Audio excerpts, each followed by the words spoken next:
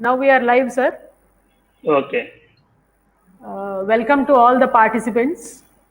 On behalf of Maharaja's College of Pharmacy, I heartily welcome all the participants to our Faculty Development Program Day 5.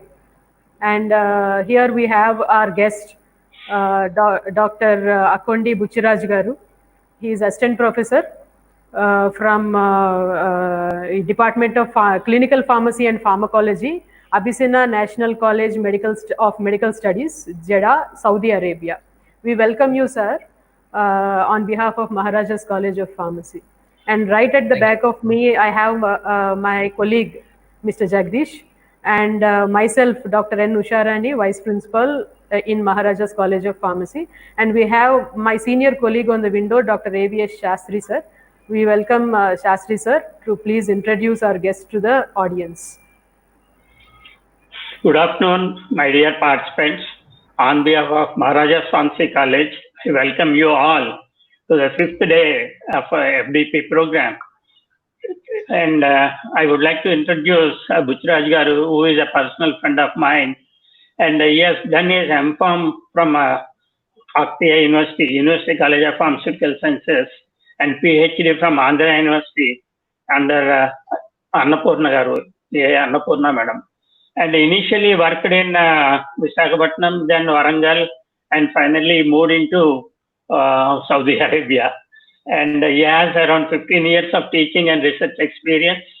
And why we have him today for this session is, if you can go through his resume, we can understand he is WHO trained pharmacovigilance specialist, trained in molecular biology techniques, carrier mapping. I think most of you understand what is carrier mapping.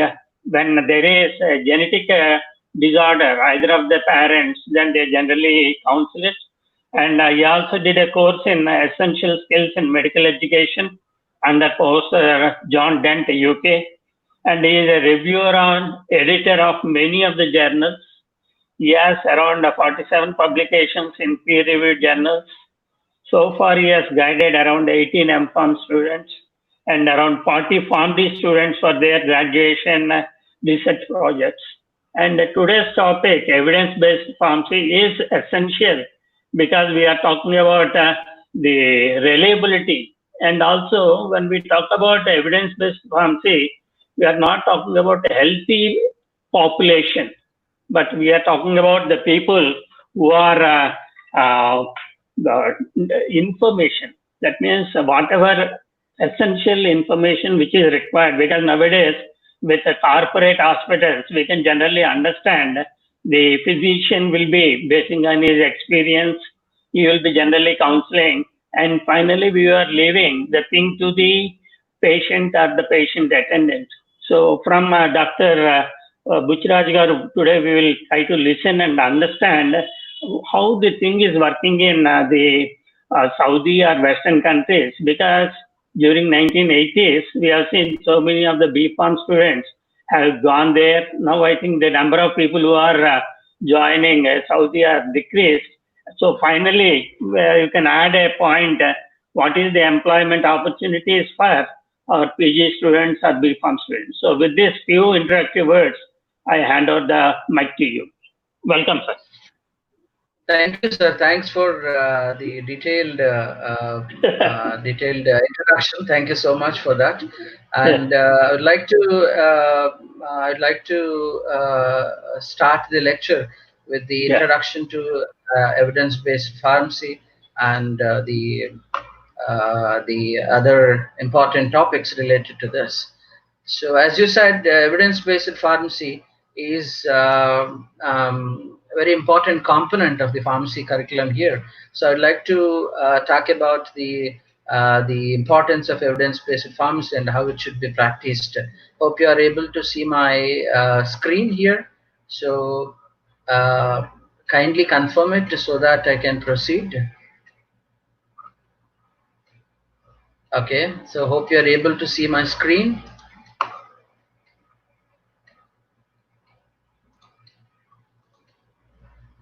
Okay. So today, today's lecture learning outcomes or by the end of this lecture, we should all be able to define evidence-based Sir, pharmacy, screen is not describe yet importance shared, of sir. evidence-based approach. Sir, screen is not yet shared, sir. Uh,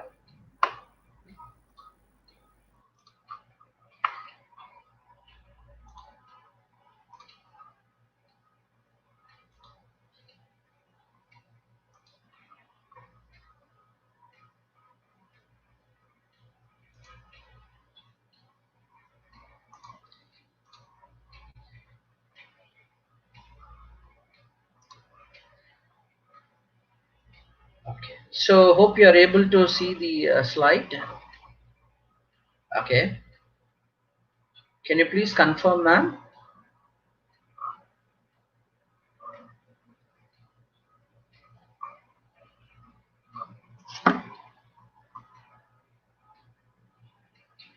Hello, kindly confirm the.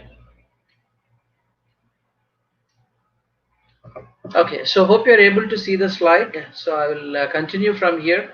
So You can so continue, today, sir. It's okay. yeah, It okay, is ma'am. okay. You can continue.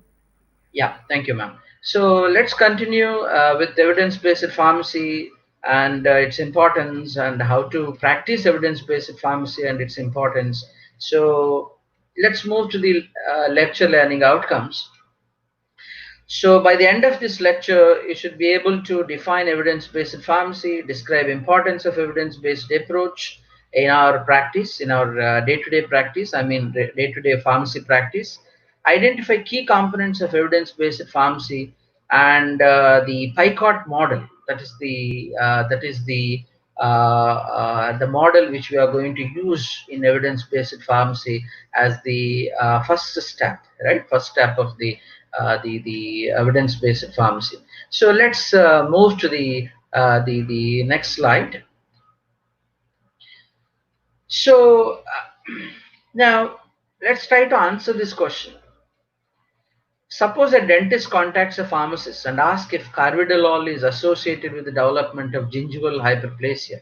It's very common that a dentist or the clinician, any clinician, I mean, any physician or a gynecologist or a pediatrician who is working with you in the hospital setting will come to you because you're the drug information master. So he comes to you and asks you what is the dose of this particular drug, what is the side effects of this drug. So there is a interaction between a dentist and a pharmacist here. So this is a scenario. So a dentist contacts a pharmacist and asks if a carvedilol is associated with the development of gingival hyperplasia. The pharmacist in question is busy with other responsibilities, but pauses for a moment to look up carvedilol in a tertiary resource that is in his hand. Right? Probably he's having a handheld device. So in that device, he looked into very fast. He checked once, and the pharmacist does not see gingival hyperplasia listed as an adverse effect for carvedilol and provides this information to the dentist. So it's very common because it's not listed there. So he answered the same. The dentist accepts the response and the pharmacist goes back to his duties. And the question now is there any potential problem here? Now, what is the potential problem? What problem can happen here? Because there is an interaction between two people, two healthcare practitioners. So there is a doubt in the mind of dentist. So he asked the question, and the pharmacist looked into the mobile phone or some handheld device, and he checked the side effects of carvedilol, and nothing written about gingival hyperplasia. So he answered no. So what is the potential problem here? Okay, so the potential problem here is, now let's analyze this scenario before going to the problem. The pharmacist technically provided correct information because the information what pharmacist has provided is correct because it's not existing in the handheld device or the software or the mobile phone or the some program he is using. So is it the dentist's actual information needed? Definitely not, because the dentists need some more information, probably a more accurate information. Where is the patient background information? Patient background information, nothing is given to the pharmacist. No patient information. The age, no. The gender, no information about that. The the incidence of the problem, like since how many days, how many months he is having this. So since when he is suffering from this particular problem, there's no information about that as well. So what background information is crucial? If the pharmacist had attempted to obtain a pertinent background information, the above encounter could have gone much differently. So the role of a pharmacist is very important here. He just cannot answer a question just by looking into a handheld device or some mobile phone. We need to look into the case seriously and look into the details of the patient. Pertinent background information is required. So you have to ask back so many questions to the dentist before answering that question. So until unless you have that background information, you cannot answer him with a proper answer. That is why pertinent background information is very much required. So how this conversation should be ideally this is how the conversation should be. Now the first one is the first question should be, have you looked in any resources to find information for this question? This question should come from the pharmacist.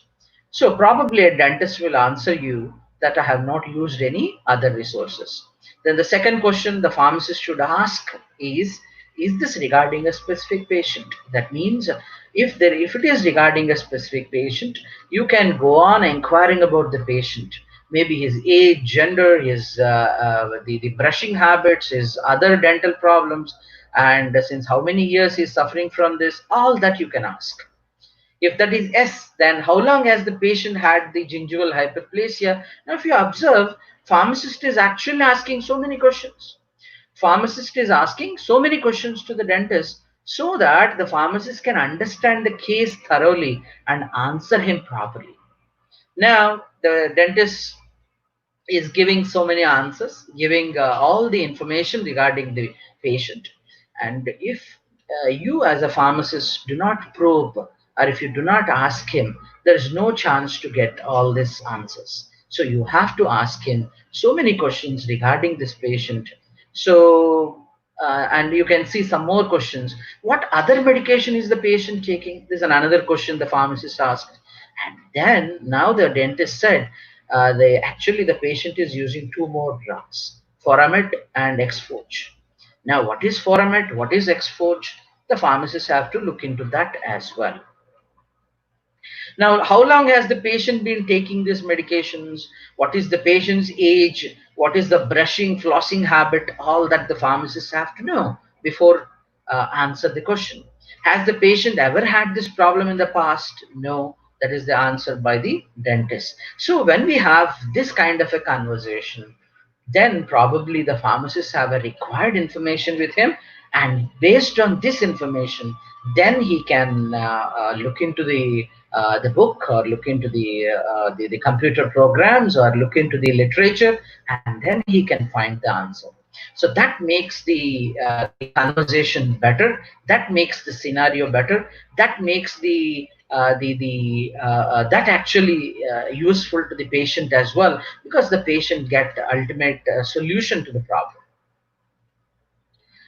Now if you look into the entire this case, whatever we discussed until now, not overly time consuming, but elaborate on the information given in the original question. Check all of the patient's medications for the potential adverse effect of gingival hyperplasia. Now you have to look into all the drugs the patient is using, and each drug and its side effects and its relation to gingival hyperplasia you have to establish. If there is any role of any drug which the patient is using, then probably you can definitely inform this to the dentist, so he will take care of him. Upon review of other medications, the pharmacist would have discovered that amlodipine component of Exforge has been linked to gingival hyperplasia and could be the cause of this patient condition. So the Exforge is a brand name, have an amlodipine drug, and this one have the probably caused the gingival hyperplasia because it is linked to it. So the established information, the pharmacist now can give it to the dentist, and the dentist got this correct information. Now he will take care of the patient, and then he will solve the case. Otherwise, there is a problem.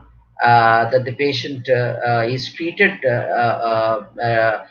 with for gingival hyperplasia with no reason, maybe a wrong treatment he will receive, and there is an issue with the side effects of other drugs as well. So based on this case, we can understand the importance of pharmacist and the interaction between two healthcare practitioners, how it happens. Now, when this kind of a question is asked to the pharmacist, many times we may not have that information in our mind, right? Probably what we read or what we studied in our college long back probably is obsolete. Maybe it is not existing. Maybe the information is changed totally. Maybe we got some many new drugs. Maybe we got new side effects as well. So we have to look into the resources, and we have to look into the books, we have to look into the journals, understand that information. Day to day we have to read, understand, and then try to recollect that information, and then give these answers to the healthcare practitioners who are dependent on the pharmacists for the healthcare information. Now, when you are looking into those resources, there is a possibility that you end up in searching the information in some resource which is not true, right? Or which may not be of high quality, right? Now, if you ask me, is it very easy to prepare these resources or launch these resources? Yes, anybody can prepare a website, can prepare a journal, can prepare a book, can write a book, and then launch it in the website, right? Or release it into the market, right? Which can be sold as an official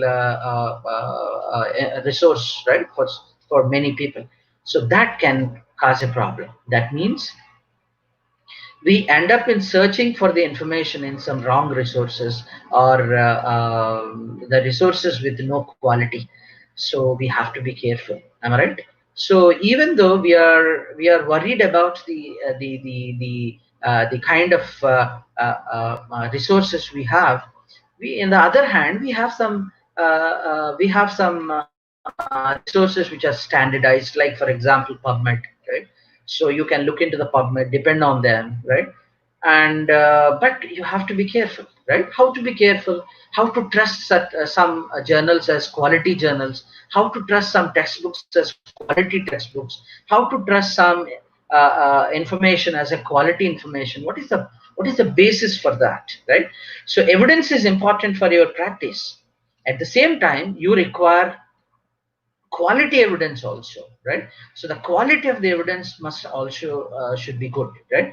So until unless you have good quality information, until unless you have a good quality information, or the reliable information, you cannot pass on this information to the healthcare providers and the patients.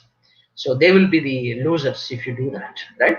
So you have to have an evidence for your information. At the same time, you have to have a quality evidence, right? So how to find this quality evidence? What is this quality evidence? Let's move forward. Pharmacists are presented with a more number of diseases and possible treatments to consider on day-to-day basis. So you have so many, diseases, so many treatments, so many drugs, right? On day to day, you have so many issues. So you are expected to have a current knowledge in the fields of expertise and to remain competent throughout their careers. If you are in the nutrition, you have to be very thoroughly, you should have a thorough knowledge in the nutritional science. If you are into nephrology or a cardiology pharmacist, you have to be very thorough in the cardiology section or a nephrology section, whatever background you are into. If you are into community pharmacy, you have to be very strong, right, in your public health information, community information.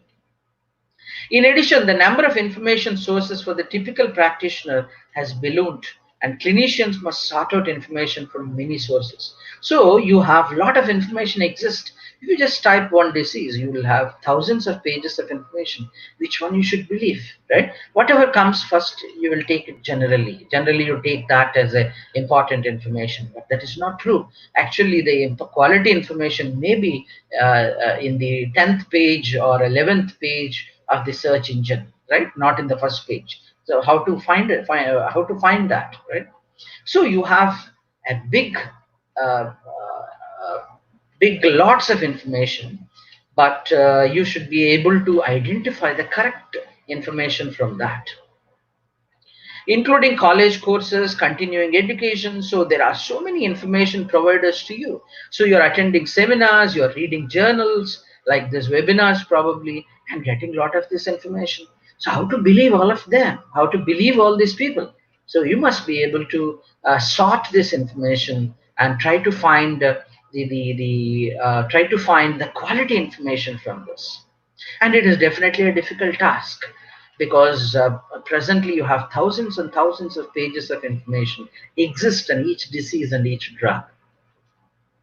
So government agencies, healthcare facilities, so many guidelines are released, right? You just type one disease, maybe for example COVID-19, you will find thousands and thousands of pages of information. Some talks about alternative, some talks about alternative drugs, some talks about the existing drugs and its usage, right? Some talks about the different precautions you should take, right? So you have thousands and thousands of pages of information. So what to believe, what not? So basically, EBP revolves around this information, right? EBP is basically applying the best evidence. Evidence-based practice is applying the best evidence that can be found in the literature to the patient with a medical problem. So you have a patient with a disease or a medical problem, and you need to apply the best evidence-based treatment to him, right? So you need to find an evidence for the treatment you are doing, right? Or your other colleagues are doing, right? So maybe you're not directly involved in the treatment, but somebody else is doing the treatment based on your advice, based on your information, right? So he comes to you, ask for a drug information. So you gave the drug information, and this drug information is useful to treat the patient. So EBP, or evidence-based practice, is applying the best evidence, basically the quality evidence, right? So we are very much worried about this quality nowadays, resulting in the best possible care for each patient. So exactly, you have to find. Now you go back to the earlier scenario what we discussed between a pharmacist and dentist, right? So dentist asked for some question, pharmacist gave the answer, but when it comes to the answer to the question is exactly correct. But the problem is pharmacists have not asked for the background information of the patient. That is why the pharmacist has given the answer like that, right?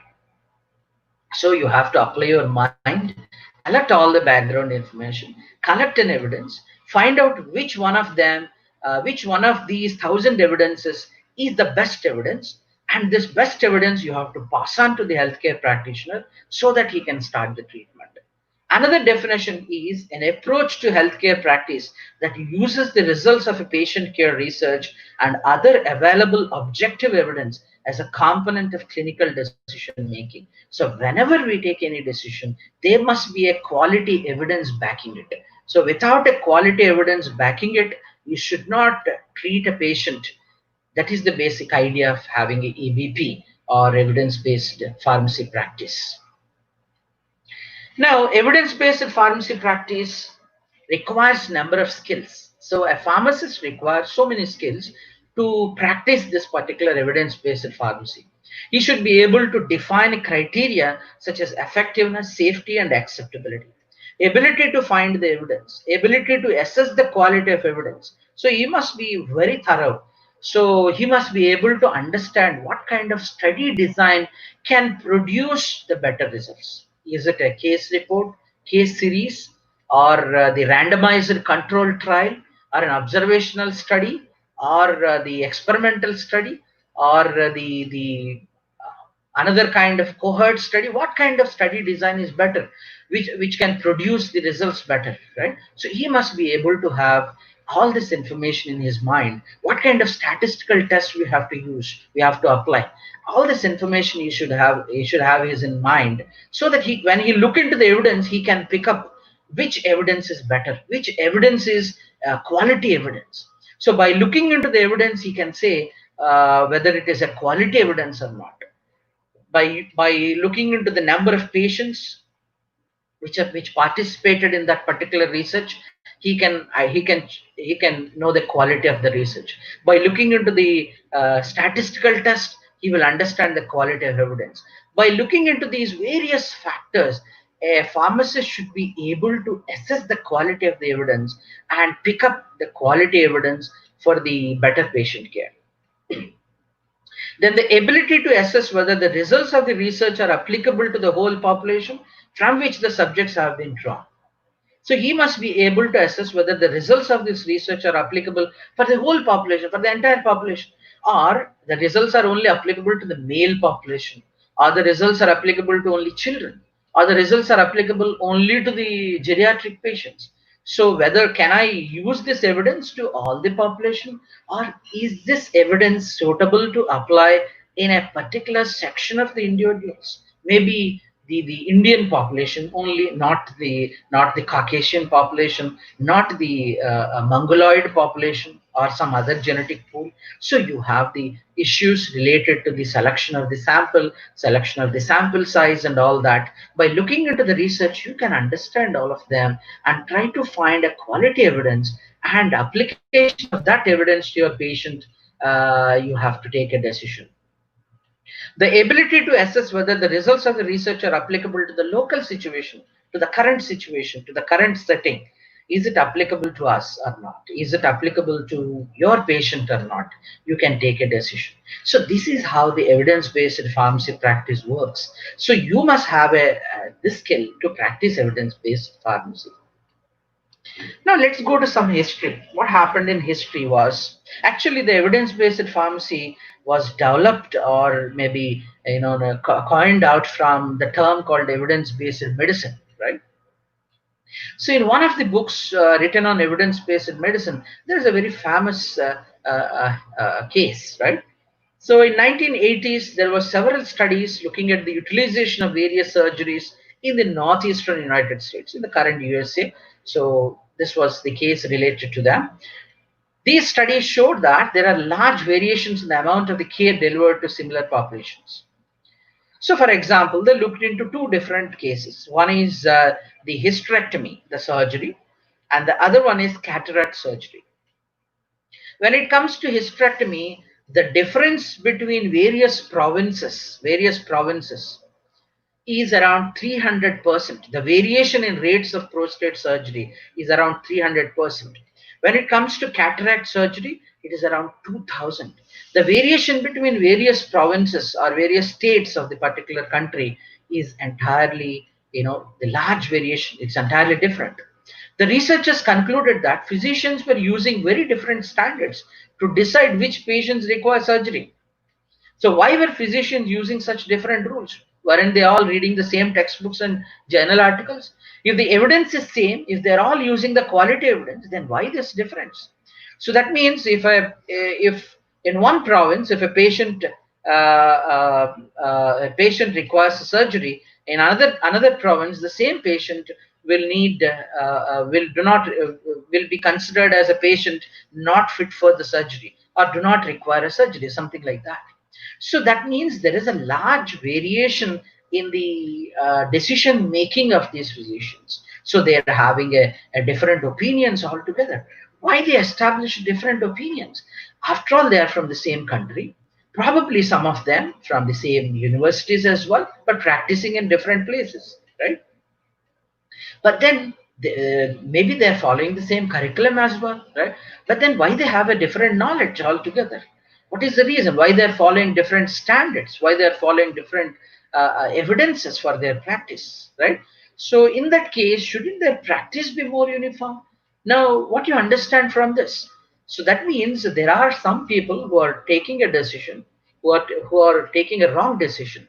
There are some people, very minor population, very small number of physicians taking the right decision, right? So how to correct this problem? So daily, pharmacists confronts questions about the interpretation of diagnostic tests. So same thing applicable here also to our scenario, right? So the same case, same thing applicable here also, where you have pharmacists confronting questions about interpretation of diagnostic tests. Now you have no quality evidence with you, or you have no idea how to find a quality evidence, so there is always a possibility of the harm associated with your exposure to an agent, the prognosis of a disease in a specific patient, the effectiveness of a preventive or a therapeutic intervention can go wrong, and the costs and clinical consequences also can go wrong, right? So suddenly, if you choose a different way of treatment, the cost can increase. So it can be an unbearable to the patient. So what will happen here is the same thing, whatever we discussed in the last slide.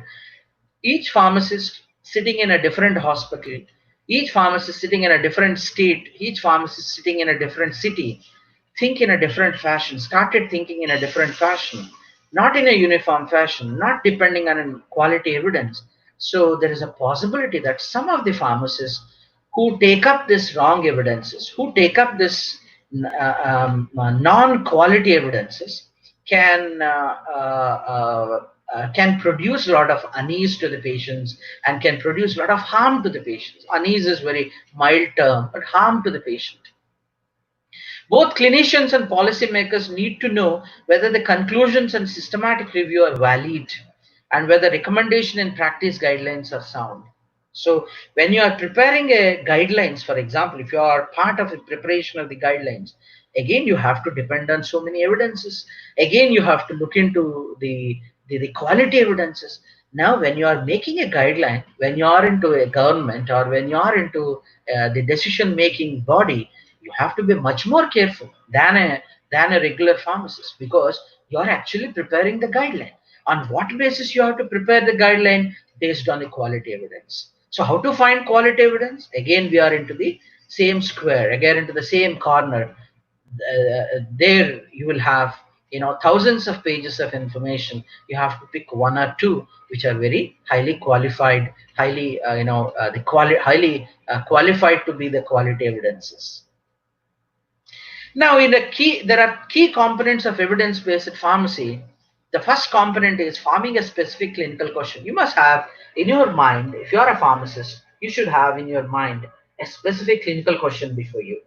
Now, how to frame a clinical question, that we will look into into this particular topic a little later. But currently, we will see how to what are the important components of this evidence-based pharmacy. The first one is you need to have a specific clinical question in your mind, right? That means your question must be clear. If your question is clear, then you can search for the answers.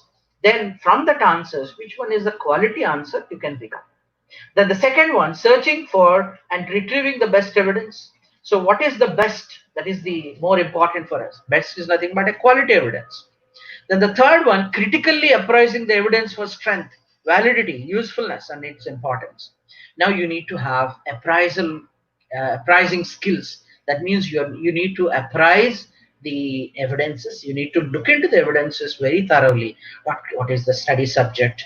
How many study subjects they have taken? What is the study subject number? And what is the control they used? What are the experimental techniques they used? What is the study design they used? What is the statistical design they used? So you need to look into various factors, various things which they used in their research to find how far we can believe his result. Now, based on his methodology section, you will understand whether I should believe his result or not. Right? Not only that, there are many other things you require, you need to look into, but that we will see later, maybe if time available, maybe sometime later. But currently, we will concentrate on the concept of evidence-based pharmacy. Then, after looking into the quality evidence, look into the information you got, then summarize it, so that the clinician or the person who asks you a question can understand it easily. You cannot just pass on this quality evidence, whatever the journal article you got. If you find that this journal quality article is the best evidence, you just cannot pass it to the clinician. You just cannot pass it to the patient, right? Probably they don't have time, or they don't have interest, or they don't have knowledge to understand it. You have to summarize it. That means you have to extract the summary from that and provide that information to the person who is asking the question. Then evaluating performance and follow-up of the treatment. Now, once this is done, once the treatment is started, probably you can inquire about that particular patient. Now, if the clinician comes back and say, now based on your information, I started the treatment and the patient is doing well, that means your ability to search for the correct information is correct. Your ability to search for the correct information is successful, right? That means you are in the right track. But if the patient is not getting patient is not getting the benefits of the drug, or the patient is not well, then probably your evidence may be wrong. Maybe your ability to search for the quality evidence is wrong, is not successful. So you have to go back, learn the skill, and come again. Got the point? So this is how you need to look into this key components. The number of steps involved in the different versions of the systematic approaches to answering questions usually ranges from 7 to 9.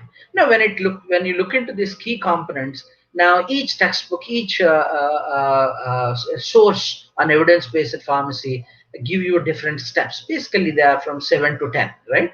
So some people give you 7 steps of 7 components or 7 steps. Some people give you 10. Anyway, but basically they are all same. They look similar. Some versions combine similar concepts to produce few steps, while others separate out certain aspects into more steps. Regardless of the number of steps, all of the versions involve the same basic concepts that are analogous to the provision of evidence-based medicine in clinical practice. The steps should not be treated as individual components because that's a flow, but instead should progress fluidly and in the manner that allows interaction with a requester to be efficiently maintained. So this flow must continue. You should not break it. You have to even do the follow-up. So this follow-up actually helps you to understand your ability of finding the evidences, or your ability of finding the best evidences. Now, if you stop with providing the information to the requester or the person who asked you the question, then probably you will not be able to identify whether the patient is doing well or whether the patient is benefited because of your information or not. So you cannot know what you are whether you are doing in a whether you are in a right track or a wrong track. Now, what are the skills he need? He should be able to have awareness of the the current things which are happening around him in his department. Critically analyze the situation, then apply the best available evidence from the medical research literature for the care of individual patient. Right? You just cannot look into some blog with no authorship, no editor, nothing, no peer review, and you cannot just believe those blogs. Am I right? So you need to have a proper resource, and you should have a list of these resources which you can depend on, right? And these resources also you need to look into and identify the correct quality evidences from these resources, right? For example, PubMed is one of the resources for you. You need to look into the PubMed thoroughly and find thousands of papers there, and one of the paper may be useful to you as a best evidence. So find the best evidence from that. That is the application of your knowledge.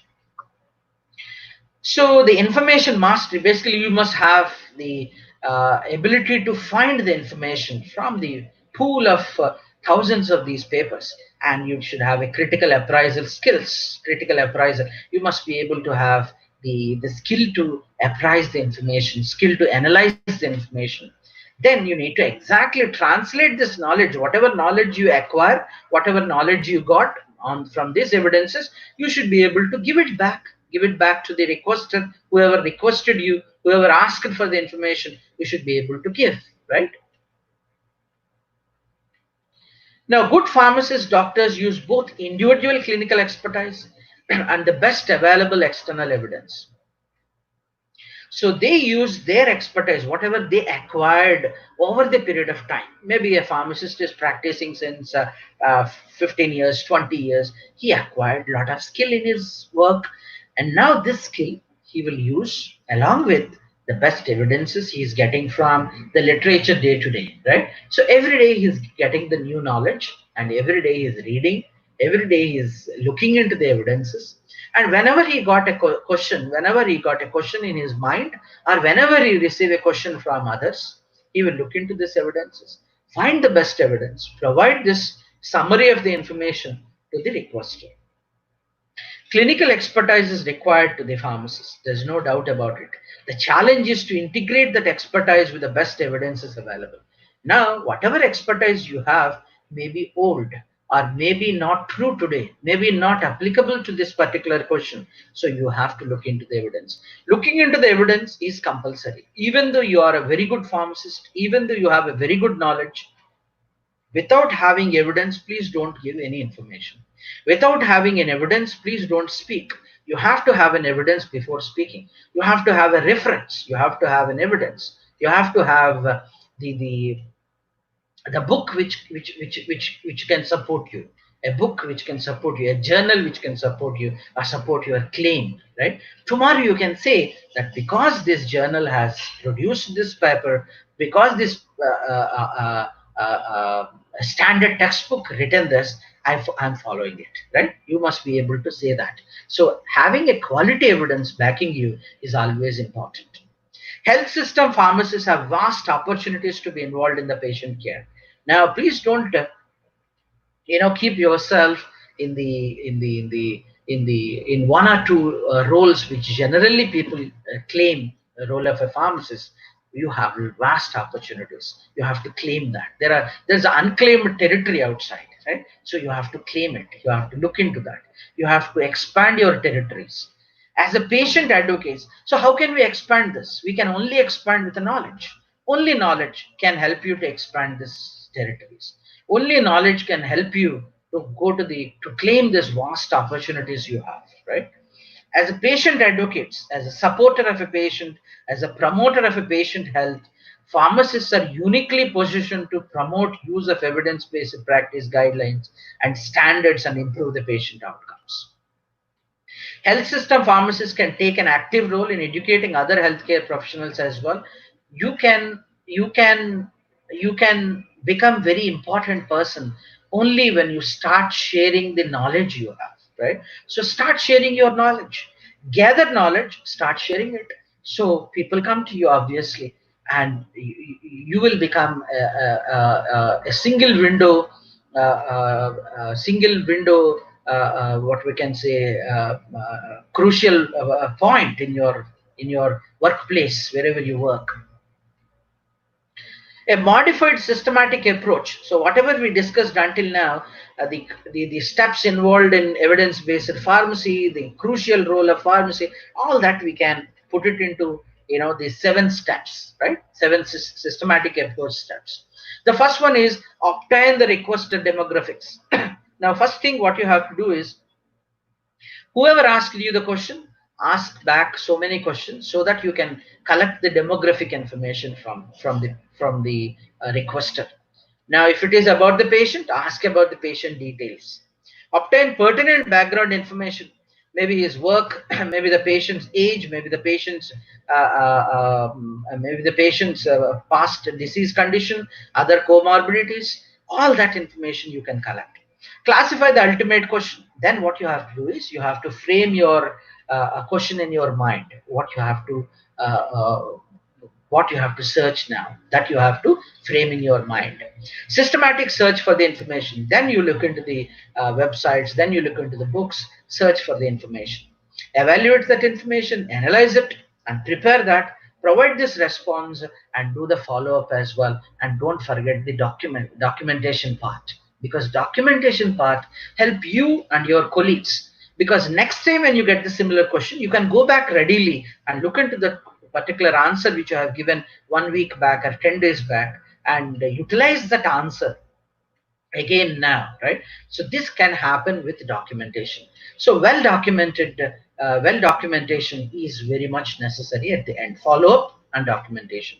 So these 7 steps, if you can follow, you are following the evidence-based approach. You are following the evidence-based practice. So you are not giving any information without having demographic information.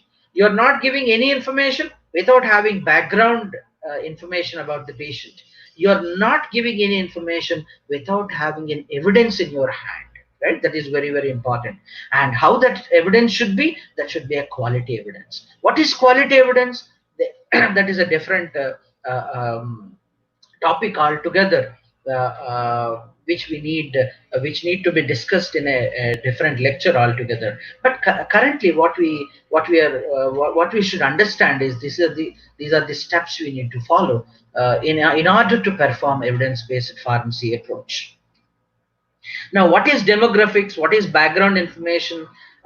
Age, gender, weight, relevant laboratory data, specific medical diagnosis, medications, the allergies, all that information you need to check before answering the question. So now you are asked the following question by another clinician: what is the risk of taking lisinopril during pregnancy? What additional background and question should be asked to clarify this question? Now, a question is asked by the physician to the pharmacist: what is the risk of taking lisinopril during pregnancy? This is a simple question, am I right? Now, the pharmacist cannot just look into the literature and say the answer. Now, to answer this question, the pharmacist should need minimum background information, right? At what trimester, what is the trimester of the pregnancy? Is it a first trimester, second trimester, third trimester? Maybe what is the age and why she is using lisinopril? All that questions you need to know. You cannot just simply answer this question as yes or no. Am I right? So you need to have so much of background information to just understand this question. If you get this kind of a question, you just cannot answer, right? You have to have a pertinent background information, the additional background information. So background information is very important. The first question asked should determine if a specific patient is involved or not. If so, additional questions should be asked, such as is the patient currently pregnant or planning on becoming pregnant? So why she is using this medicine? For hypertension, for proteinuria, for heart failure? What trimester is the patient? How long did the patient receive lisinopril and what is the dose of it?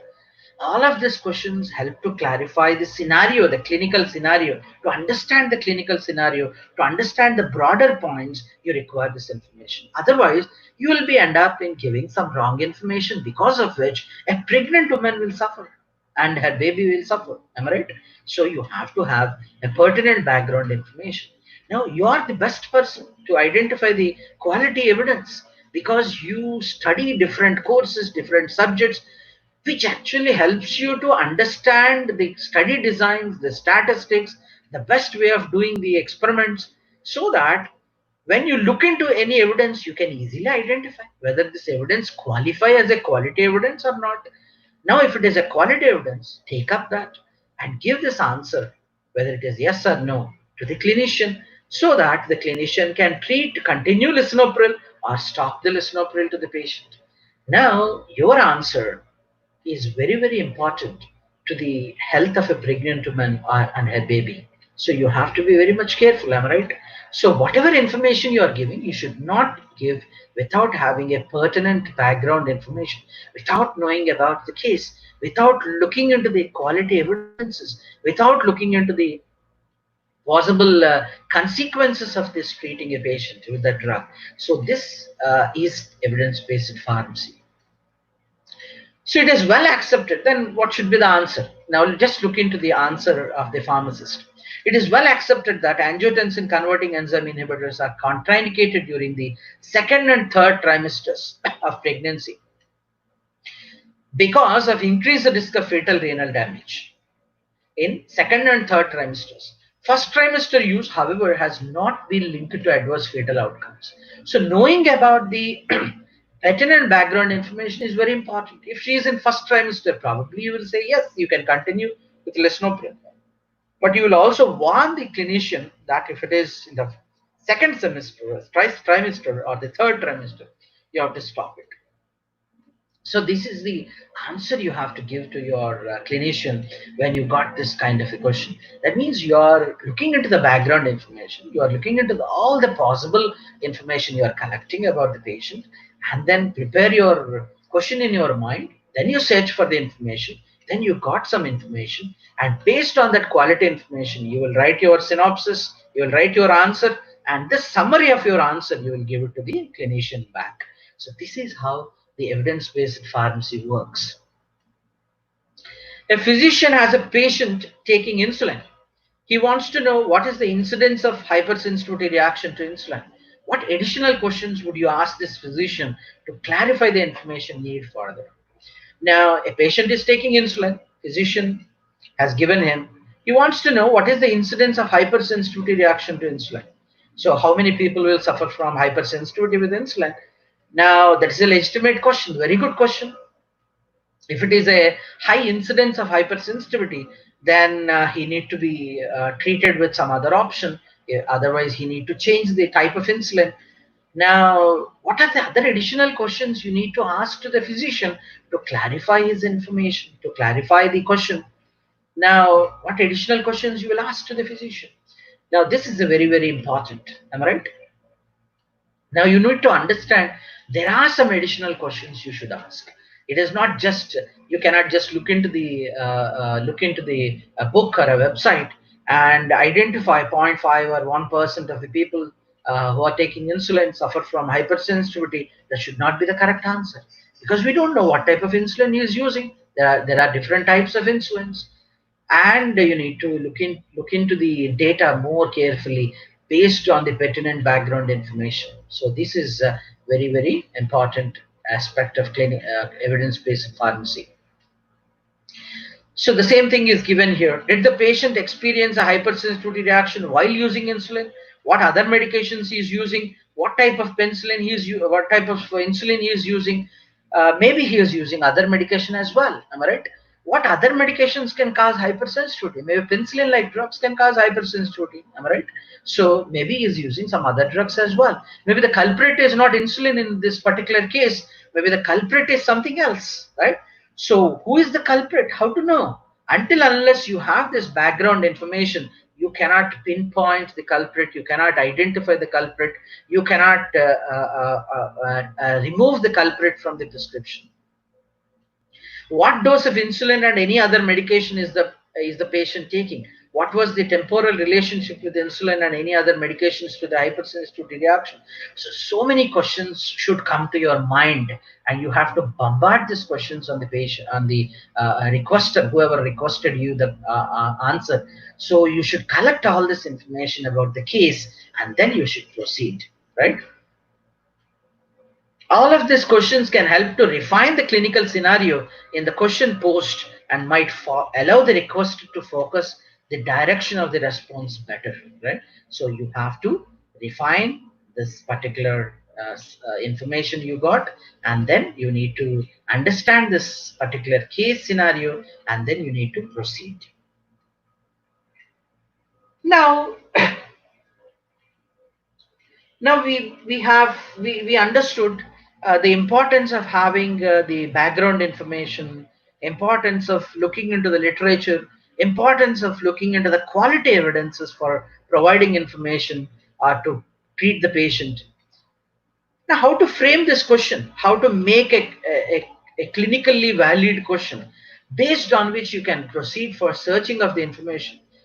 You cannot just go and search for the information without having the proper clinically answerable question in your mind, right? So whatever information you got, whatever request you got from the requester, that need to be framed into a clinically answerable question. Now, how to prepare a clinically answerable question? You need to frame this question in a PICOT model, right? So whatever information you got, whatever background information you got, whatever patient information you got, all that information you have to put into, classify into PICOT model. What is PICOT model and how to apply this? Any good question involves patient, intervention, comparison, and outcome. And the fifth element is the time, which is often added to the list. That is why the T is separately colored. In some questions, you require to use the time. Some questions, no. So, but patient information is very important to make a clinically answerable question so that you can go for searching of the information. For example, you're searching information in a PubMed, right? So you type a question there. Now, without giving a patient information, if you type any question, you get some answers, or you get some papers or articles or the book chapters which may not be relevant to you or not relevant to your patient. So you have to give patient details. Then intervention, the drug treatment, the comparison, and the outcome. All these details you must give, right? If you give all these details along with time, sometimes if it is required, then this becomes a PICOT model question. And this question, if you can type, if you can paste in the PubMed, the answers which you get will be more relevant to you, relevant to your question, so that it becomes easy for you to pick up the right answer. These must be clearly stated in order to search the answer accurately. Correctly, you have to search the information. To search for the information, this is very, very important for you. Now, let's try to convert this question. Now, someone asked you a question. A 20-year-old male presents with recurrent furunculosis for past 8 months. These episodes have been treated with drainage and several courses of antibiotics, but keep recurring. He asked if recurrences can be prevented. How to prevent the recurrence? So there is a case of furunculosis. There is some information available about the patient. He is male, 28 years, and he is suffering from the same problem since 8 months. Some treatment is tried, but it is keep recurring. And how to prevent the recurrences? This is the question to you. Now, you cannot just copy this question and put it in PubMed, right? You have to convert this information, what you have, into a PICOT model or a PICO model. Time is not here. Time is not given here. So time is not relevant to this particular information. So remove time, but remaining part, you have to prepare it as a question. Am I right? So then how it will be, how it look into, right?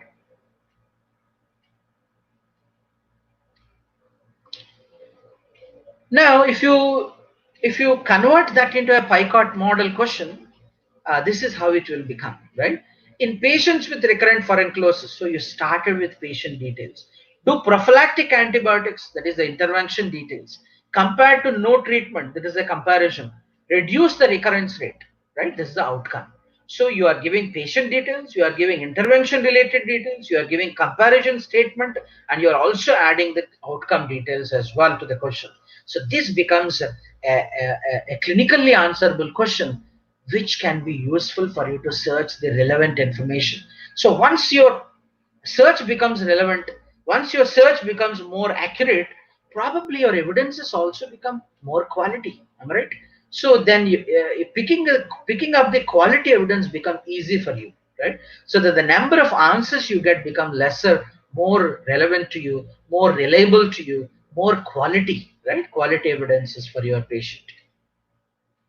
Now, if you look into this division of the question, if you classify that question, patient details, patients with recurrent furunculosis, intervention is prophylactic antibiotics, comparison statement is without treatment, no treatment, and outcome details are reduction in recurrence rate of the furunculosis or the problem.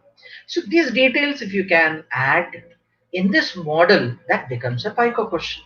And this PICO question, a very simple format, you can utilize to search for the information in any database, like a Cochrane database, like PubMed database, or any other database, whatever you have, right? Micromedics or whatever database you have, so that your search becomes much more accurate, your evidence collection becomes much more easy. So this is the end of my lecture, and hope you got some useful information from this. So now then you can utilize this PICO question or a PICOT format question to search for the information, and whatever evidences, whatever information you got, then you can look into the quality of research they did in that particular thing, and the quality of writing they did, the quality of statistics they used, all that you can look into. And if you feel that this particular evidence satisfy the criteria, then definitely you can make a summary of that and provide that information to the requester, whoever asked for this information. So pharmacist can play a very important role in expanding his by expanding his territory and by expanding his knowledge. and help the clinicians, help the patients in getting this quality information about the treatment, about the drugs, about the side effects, about many other details about drug-drug interaction, right? So many other details. So drug information requires, or the information needs, requires a quality evidence. That is the basic idea of having an evidence-based pharmacy, right? So you can also try with similar examples. You can also try with similar cases, try to convert them into a PICO question and try to get the answers from that, right? You can try to utilize the databases, what you have, what you are currently using with the PICO questions. Now, lastly, I would like to inform you that all these softwares, whatever programs we use, whatever the databases we use like PubMed and others, are dependent on certain algorithms. You know very well that the computer programs run on certain algorithms. These algorithms understand certain language. So they are developed in such a way that they understand a particular way of questioning, right? A particular way of search. If you can adopt these models of PICO, for example, your search becomes much more accurate because this becomes easy for the database to understand the question better, to give you the relevant answers, right? Now, if you ask me, is it necessary to use only the PICO? Yes, because the computers understand this language much better. You're relevant. You will get a better chance to get the best evidences. Based on that evidences, you can provide the knowledge to the requester, right? So these computer algorithms and other aspects are need to be we need to understand that how they actually developed, how they actually work, how these platforms work, so that we can utilize them better. And there are many filters they use in the PubMed. If you look into those filters also, you should use, right, to reach to the answer which you are looking for, right? So these are some of the important things in collection of the information. So these are the references I used, and thank you so much for listening to me. And you can ask the questions as the now it is over to the organizers.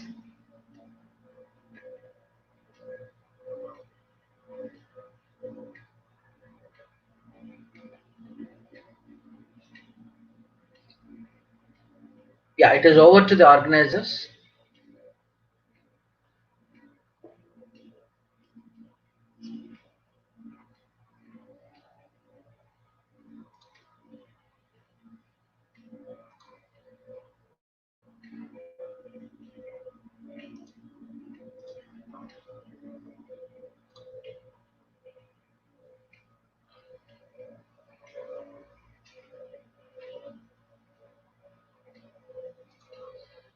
Hello, it is over to the organizers. Thank you so much.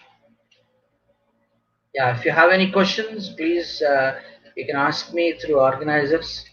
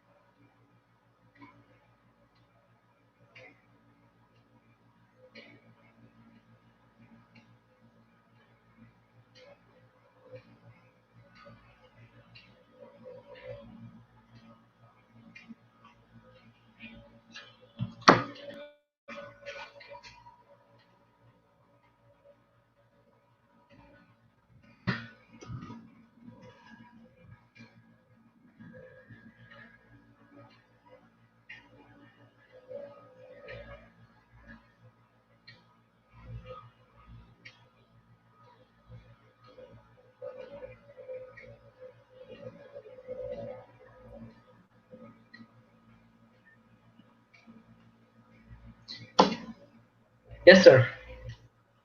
Yeah, thank you, Rajgaru, for a beautiful and wonderful lecture. Thank you, sir. Point is, we are talking about evidence-based pharmacy. At the same time, the electronic information resources are increasing. That is Yes. why we are talking about reliable evidence and the Right. role played by the hospital pharmacist or clinical pharmacist, role and responsibility.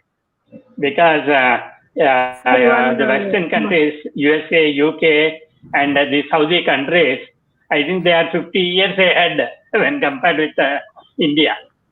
Because the clinical pharmacist role is less. Now only we are talking about Farm D programs, and they should find suitable employment. Corporate hospitals are there, but they are not employing these people because maybe JSS, UT, Mysore, that people are getting employment. The remaining, I think, still they have to find their job. So anyhow, you have given a beautiful lecture explaining what is pyramid, what is Picot model, and all that. We invite madam, any questions are there? Sir, You can yes, put it sir. to start. Question is there. I kept it on the window, sir. Difference Yeah. between Yeah. patient counseling. Yeah, yeah, I can see the question. That is difference between patient counseling and the evidence-based practice. I think evidence-based pharmacy. Patient Yes, counseling is a part. Patient counseling is a job of a pharmacist or a clinician. Now when you are doing any counseling, you will get a lot of information. That information you will utilize for searching of the information, searching of the pertinent answers for the betterment of the patient's health. Now basically patient counseling is a part of evidence based pharmacy practice, you can say, because until unless you participate in counseling, you cannot collect all this information. That information about the patient you will utilize for searching of the answers in the PubMed or some other database what you are using, and that database can get you the quality evidence. Now, as Sastry sir said correctly, the ballooning of information, which I have mentioned in one of my slides, the large quantity of information availability is confusing, because you have thousands and thousands of the books and the journals available in the medicine, pharmacy, and other health sciences. So it becomes very difficult. Who is providing the quality evidence? Who is providing the quality information? Who is providing the information which is not up to the mark? So it is the pharmacist's role to. It is the role of a pharmacist to identify. It is a role of the pharmacist to look into this all these resources and find the correct information. So what I can say is patient counseling is a part of EBS. It's very, very important part. So with the patient counseling, you collect information.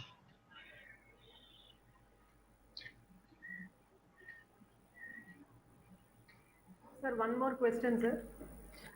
Uh, yes, definitely yes. There are many other formats as well, but the PICOT is usually used. PICOT is usually the best format for this kind of questioning, to prepare a question. Now, why it is important to us? Why to have the format to a question? Now, as I already explained in the last part of my lecture, the computer algorithms. I'm not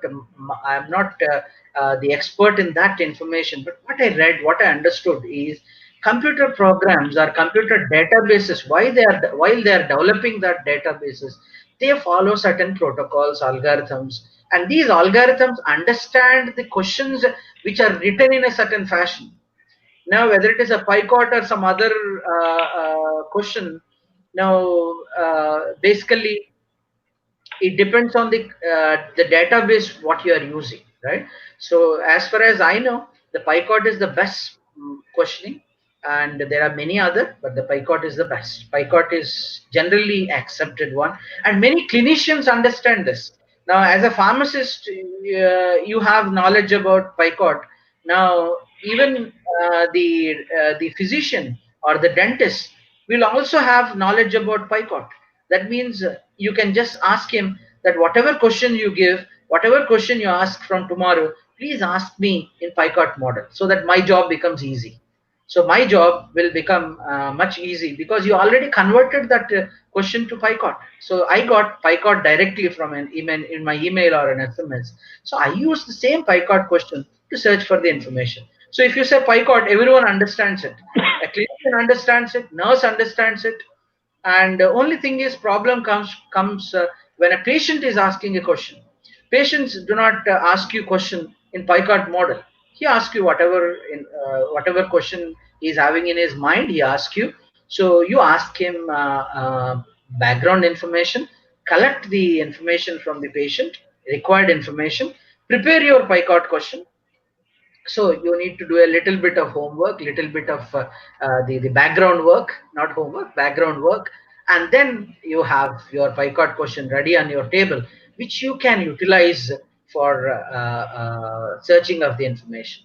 Now basically it looks complex when you do this for the first time, but when you are practicing this 1 day, 2 day, 1 month, 1 year, then whatever information you are getting into your mind, that will be automatically converted to PyCart format in your mind itself, unknowingly, right? Without even doing anything, it is automatically comes in the PyCart model, right? So whatever you write in your PubMed, in your search engine, that will be already in the format of PyCart.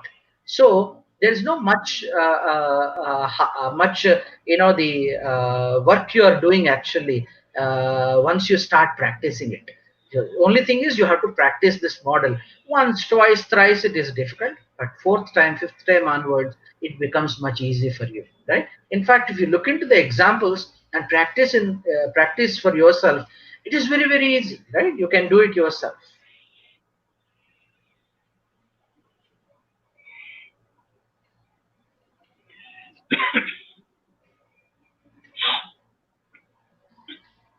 Yeah, even if it is a new disease, there are as you can see, if you just type COVID-19, you will find thousands and thousands of pages of information, and some information is maybe produced by you also, right? Probably you also published some paper related to COVID, right? And I published 1 or 2 papers on COVID already, maybe a review article and an editorial. Maybe somebody else also published. So which one is more reliable? Which one is more, the accurate information? So we are all information providers. There are thousands and thousands of pages of information exist. So evidence-based pharmacy is important in COVID-19 situation also, because you have multiple resources, multiple informations. So you need to look into the quality of evidence and then utilize that information to treat your patients.